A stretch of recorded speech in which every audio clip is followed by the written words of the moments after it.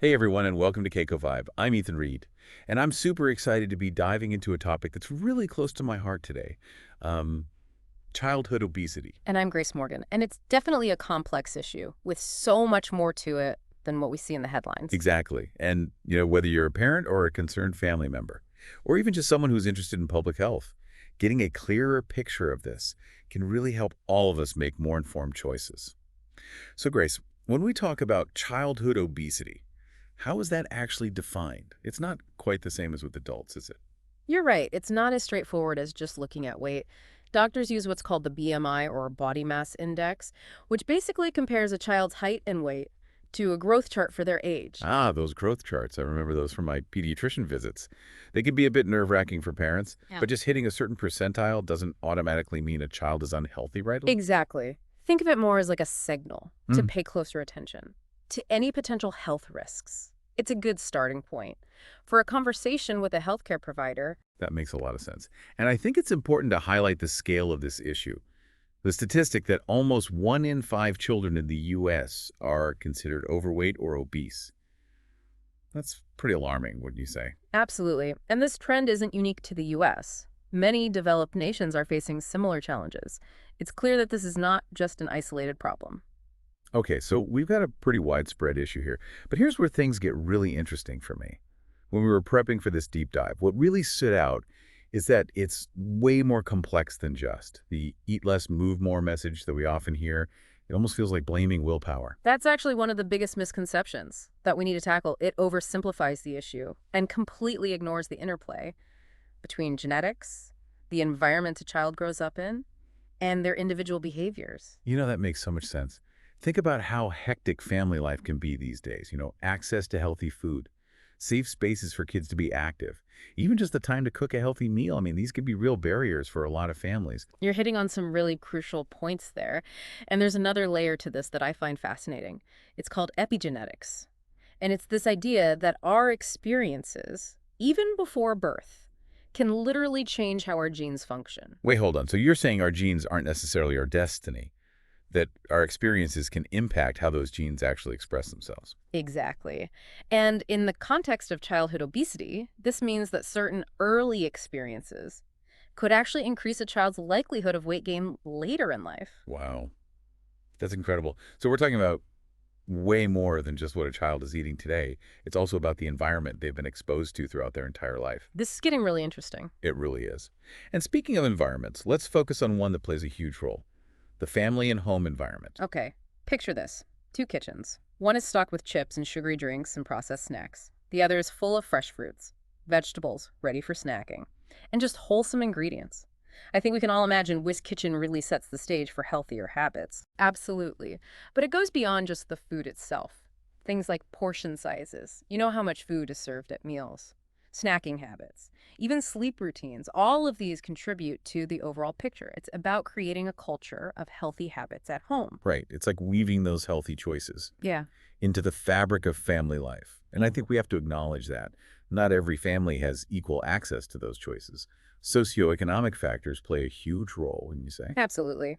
Think about a family living in what's called a food desert, where fresh produce is scarce and fast food is readily available, or a neighborhood without safe parks or playgrounds.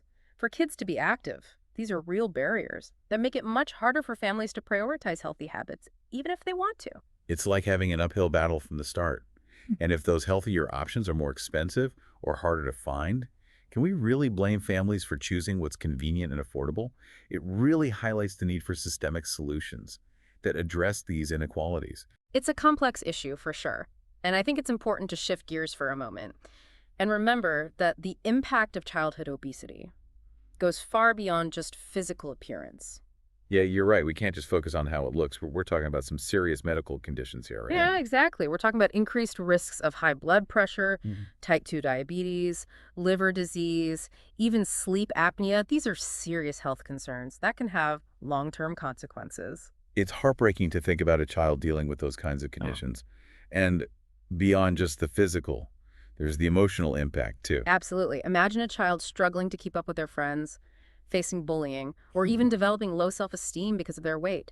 Those are incredibly difficult experiences that we Okay. can't ignore. Yeah, it paints a very sobering picture.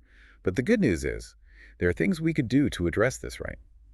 I mean, we're not powerless in this situation. It's absolutely not. The key is to shift our focus to solutions and involve the whole family. It's not about singling out the child, but about creating a supportive environment where everyone can work towards healthier habits together. So it's like a team effort, the whole family working together. I love that. What are some practical steps that families can take, things they can start doing today? One of the simplest yet most powerful things is cooking more meals at home and get the kids involved. Let them help with meal planning, grocery shopping, even chopping veggies, with supervision, of course. Oh, I love that idea. Yeah. It's a chance to teach them about healthy ingredients and portion control, and it creates a fun family activity. Plus, you know exactly what's going into your food. Exactly. And make breakfast a priority, starting the day with nutritious choices, like oatmeal with fruit, whole grain cereal, or even eggs, can set a positive tone for the rest of the day. You know, breakfast is one I struggle with sometimes. But you're right, it makes such a difference in how I feel throughout the morning. Any other tips? Another easy one is swapping out sugary drinks for water. It's amazing how those empty calories can really add up. You can make water more appealing by adding slices of fruit, cucumber, or even herbs. It's like a mini spa treatment for your taste buds. That's a fantastic tip. I'm going to try that myself. Okay, what about portion sizes? You know, it's easy to overeat even when you're making healthy choices. You're absolutely right. Portion sizes matter, even with healthy food. Using smaller plates and bowls can be a helpful visual cue and encourage mindful eating, slowing down, savoring the food, and paying attention to those fullness cues. It's like hitting the pause button during a meal and really checking in with yourself. Great advice. And of course, we can't forget about the importance of physical activity. Absolutely. Aim for at least 60 minutes of moderate to vigorous activity each day. It doesn't have to be all structured exercise. Just get those bodies moving. So we're talking about simple things like taking the stairs instead of the elevator, Right. walking or biking to school, or just playing outside. Exactly. Kids are naturally active, so encourage them to run, jump, play games, and explore their world. And make it a family affair. Go for walks together, have a bike race, play tag in the park. Find activities that everyone enjoys. Turning those everyday moments into active ones. I like it. But before we wrap up, there's something I think we need to address head on. It's something that I feel really strongly about, and I know you do too. Body image. Couldn't agree more. Words matter. And we need to be mindful of the language we use, both towards children and ourselves. Yeah, it's so easy to slip into negative self-talk or make comments about weight. But those words can have a lasting impact. You're right. Instead of focusing on weight or appearance, let's praise healthy habits. Let's celebrate a child's effort to try new foods or their enthusiasm for being active. It's about shifting that focus from what they look like to how they feel and encouraging those positive associations with healthy choices. Exactly. And it's especially important to avoid putting children on diets, unless specifically directed by a doctor. Dieting can be harmful, particularly for growing children, and it can set them up for unhealthy relationships with food later in life. I think that's such a crucial point. It's about nurturing a positive body image, teaching kids to appreciate and respect their bodies, no matter their size. Absolutely. Every child deserves to feel confident and comfortable in their own skin. You know, we've covered so much ground today. But it's clear that addressing childhood obesity requires a multi-pronged approach. It's not just about individual choices, it's about creating supportive environments, right? Absolutely. And that means addressing the systemic factors we talked about earlier, like access to healthy food, safe spaces for activity, and even those marketing practices that target children with unhealthy products. So we're talking about a collaborative effort here. Families, schools, communities, and policymakers all working together to create a healthier future for our kids. It feels like we're talking about a huge cultural shift, you know? It is a big shift, but it's definitely possible. And there are so many amazing people and organizations already working towards this. So let's dive into some more solutions, building on those family tips we discussed earlier. Yeah, sounds good. I'm ready to feel inspired. Well, one of the most powerful things we can do is to create that supportive and encouraging environment at home that we touched on earlier. We really want to avoid creating shame or blame around food and body image. I think that's so crucial. It's about making healthy choices fun and accessible for kids, not making them feel bad about themselves. Exactly. And involving kids in meal planning and grocery shopping can be a great way to get them excited about healthy foods. Let them pick out a new fruit or vegetable to try each week. I love that, turning it into an adventure, a little culinary exploration. Exactly. And cooking together as a family can become a cherished ritual. Let them help wash veggies, stir ingredients, even get creative with plating. It's about making those healthy habits Yeah, feel like a natural part of family life, not a chore. you got it. Now let's talk about those tricky snacks. They're often associated with processed sugary treats, but they don't have to be. You're right. Snacks can actually be a great opportunity to fuel our bodies with nutritious foods. Absolutely. So instead of reaching for the chips or cookies, let's stock our pantries and fridges with things like fresh fruits and vegetables, yogurt, nuts and seeds, and whole grain crackers. It's about having those healthy options ready to go, so they're the easy choice. Exactly. And when those cravings for sugary treats hit, get creative. How about a fruit smoothie with some spinach snuck in, or baked apples with cinnamon, or even dark chocolate with berries? Those all sound amazing. I might need to try some of those myself.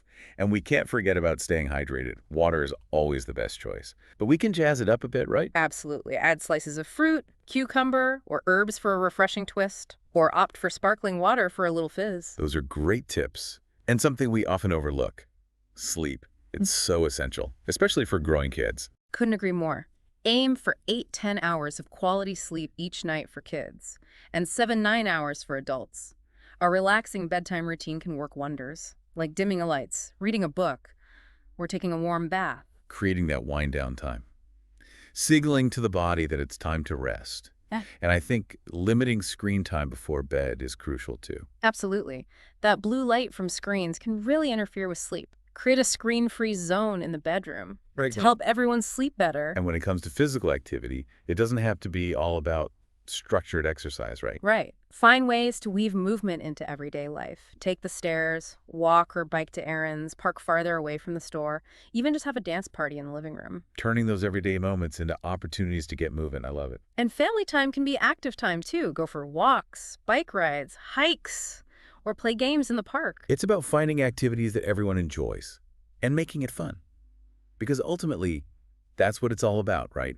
Helping kids develop a positive relationship with movement and healthy habits. Exactly. And remembering that addressing childhood obesity is about more than just individual choices. It's about those supportive environments we talked about. And that requires tackling the systemic factors that contribute to unhealthy habits. You know, I think we've covered a lot of ground today and given our listeners some real food for thought. I agree. And I hope it's clear that while there are challenges, there's also a lot of hope. We can make a difference in the lives of children and families. Absolutely.